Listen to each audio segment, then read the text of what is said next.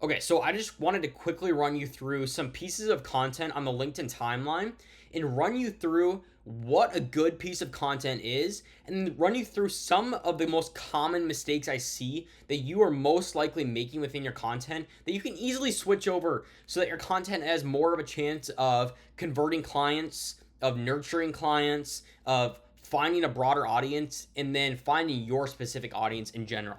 So, let's run through this quickly. I'm just going to load this, some new posts. Okay, so obviously we just got the same post, but whatever.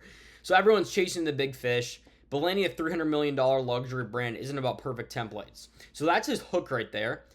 And I don't mind that, but it doesn't provide very much context to what is actually going to be in this post, most likely. Cold outreach to book call in under 24 hours. But the interesting part, they weren't even my target market initially. I noticed they were expanding into new product lines, so I personalized the message. Yeah, like this is like giving a bunch of value to like how we actually did it. But this hook provides no actual value to or context to what I'm actually going to receive in the content. Everyone chasing big fish. Okay, interesting. That's true.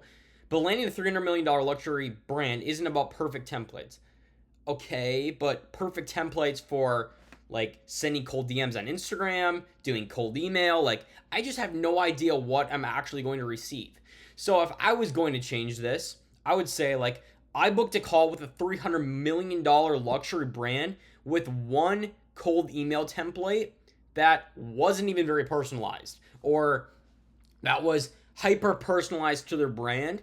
And here's how I personalized it. Or here's what the exact template looked like so you can steal it. Like, too many people on LinkedIn are focused on the 3 lines that you get within the hook. Line 1, line 2 is this blank space, line 3 is this last space. And they're so focused on having 2 lines of text that are perfectly optimized. When instead, you have guys like Adam Robinson, for example, they use the entire 3 lines. I regularly use the entire 3 lines for text. Like, it doesn't have to be so overly optimized. Your hook doesn't have to be so overly optimized that you completely forget adding the right amount of context to having a proper like call to action to read more. Like, you need to have the right amount of text as compared to just having it formatted correctly. So don't get so overly optimized that you completely forget adding text to your guys' posts. Let's keep going here. Let's see what we got. So here's an example of actually using all 3 lines. So every business is a pipeline. Strangers go in on the left, customers go out on the right. Okay, so I mean it's not bad. It just seems like you could just have all of these be one line right here. Like every business is a pipeline, and strangers either go in through the left and customers go out through the right. Like it could just be easily one line. It doesn't give me like any. It doesn't give me any reason to continue reading. It's like, okay, yeah, I guess. Like obviously that's kind of true. Like provide me something that's interesting. Like why do I want to continue reading this? Let's see if he does that like throughout here that we could go over. Last week, we diagnosed a $22 million company's pipeline. CEO was sure they needed more leads. Okay, this is kind of written with AI, and I don't like that, but it's all right. Already spending $800,000 a year on marketing. Found their bottleneck in 20 minutes. 67% of their qualified leads never got a second touch. Okay, so this is actually the hook. This is like something that it adds context. It adds authority because he's talking to a CEO that's spending $800,000 a month. Not very many people can say they talk to CEOs like that. You found their bottleneck in 20 minutes. Interesting. Okay, so this is a quick fix that I can quickly make to my business as well if I have this problem. Like, this needs to be in the hook.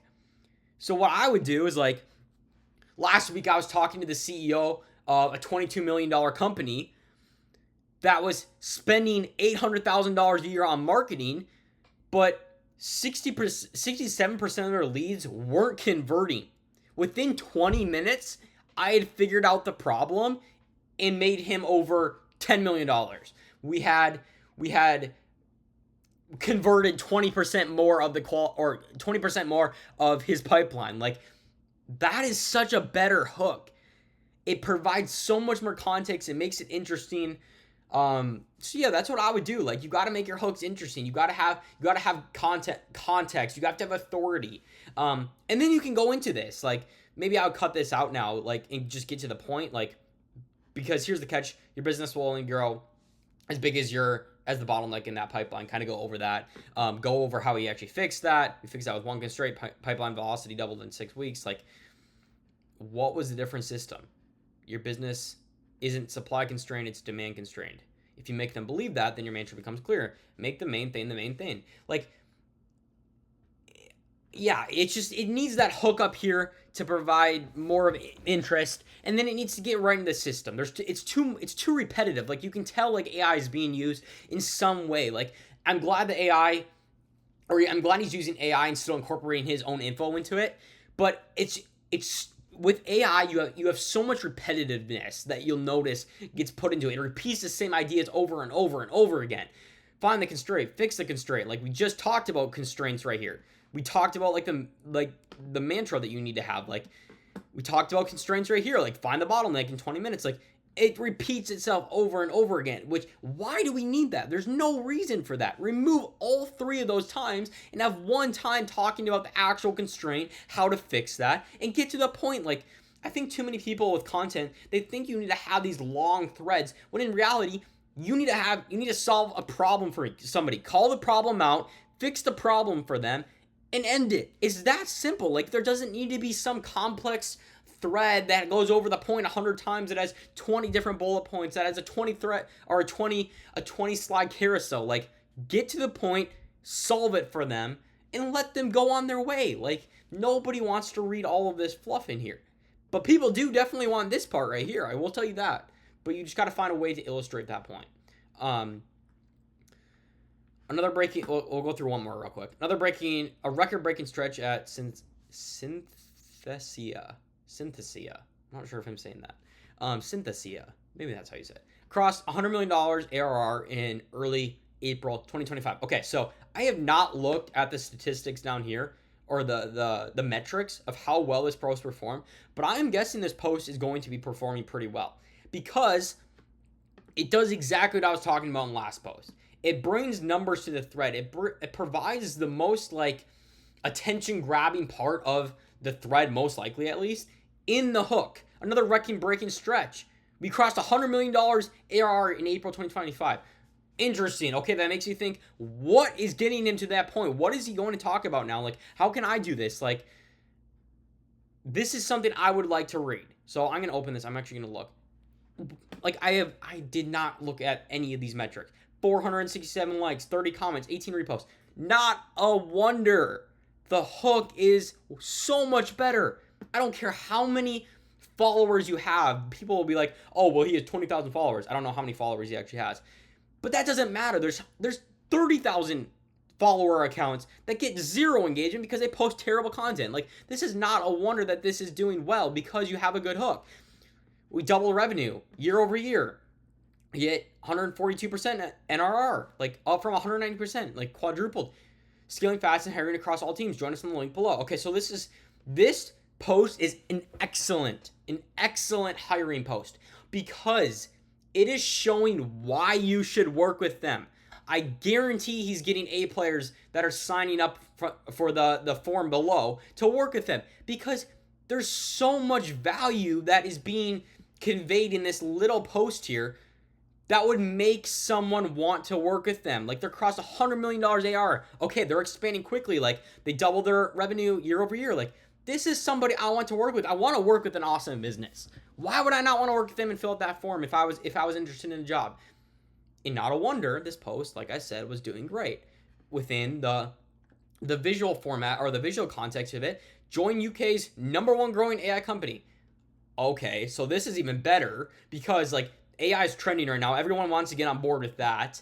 You're joining UK's #1 growing AI company. You're joining one of the best companies in the world, in the UK. Why in the world would I not want to support this at the very least by liking it or sign up for that link? Like, this is such a better post than the other ones. And obviously, like, it's within the context of hiring, but you can adjust this.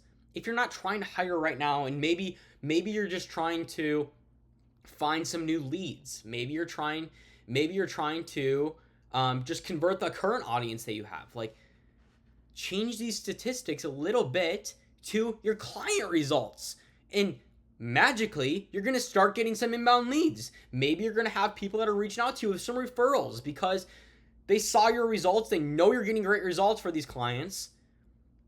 So like, this can just easily be adjusted to whatever context you need for your current business, and it is likely to do well. Like, maybe it won't get 467 likes because your audience is just smaller, but instead of 5 likes per post, maybe it gets 47 likes on your post and brings in 1 to 2 leads. Like, that's a massive difference from having 5 likes and no leads, simply because you actually created a good post with a nice hook with nice results.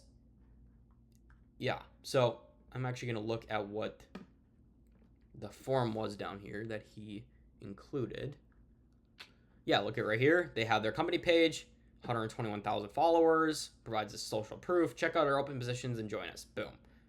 Simple as that. So, I mean, that was just some quick overview, I guess, of what good content looks like on LinkedIn, some of the mistakes that you should avoid. If you're interested in working with us and creating solid content for your business that actively converts leads, that nurtures leads, that brings in a new audience of leads, and actively grows your personal brand and positions you as an authority, so that you have trust across different touch points on LinkedIn. So when people Google you, people understand immediately who you are and that you can provide the solution that they are actively looking for.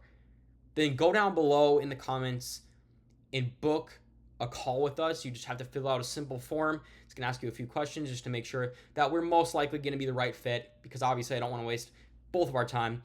And yeah, you can see if we'd be able to work together and create you guys awesome content, maybe do even a little bit of outbound for you guys to find more of your ideal clients. And if you aren't interested in working with us, maybe you're just trying to do this yourself for right now, and you have the time to be able to do that, the testing to be able to do that, then just comment down below if you have a question, and I'll get to you guys as quick as possible. Otherwise, I'll see you guys in the next video. Been doing a little bit more videos. Yeah, and comment if you guys have any video ideas. But yeah, just stick around. And yeah, we'll see you guys in the next videos.